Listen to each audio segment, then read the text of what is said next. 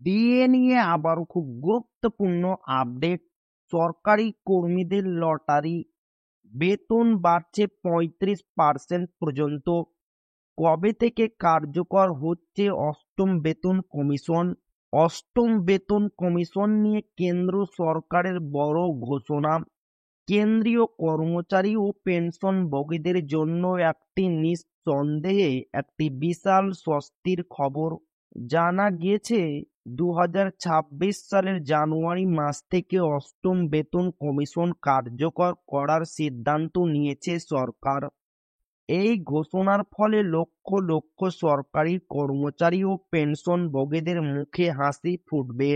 দীর্ঘদিন ধরে নতুন বেতন কমিশনের দাবি জানাচ্ছিলেন কর্মচারীরা, কারণ সপ্তম বেতন কমিশন চালু হওয়ার পর প্রায় এক দশক কেটে গিয়েছে এবং এই সময়ে লাগামহীন মূল্য বৃদ্ধি সাধারণ মানুষের পকেটে চাপ বাড়িয়েছে। অষ্টম বেতন কমিশন কার্যকর হলে কর্মচারীদের বেসিক স্যালারি 30 থেকে 35% পর্যন্ত বাড়তে পারে। বেসিক পে বাড়লে এর সঙ্গে যুক্ত ডিএ, এইচআরএ এবং অন্যান্য ভাতাও স্বাভাবিকভাবে বৃদ্ধি আসবে। ফলস্বরূপ কর্মচারীদের হাতে আসা মাসিক বেতন বা ইন অ্যান্ড স্যালারিতে বড় ধরনের পার্থক্য দেখা যাবে। এই বর্ধিত বেতন তাদের পারিবারিক প্রয়োজন, সন্তানের শিক্ষা এবং স্বাস্থ্যের পিছনে আরও বেশি ব্যয় করার সুযোগ দেবে, যা সামগ্রিকভাবে আর্থিক স্থিতিশীলতা আনবে।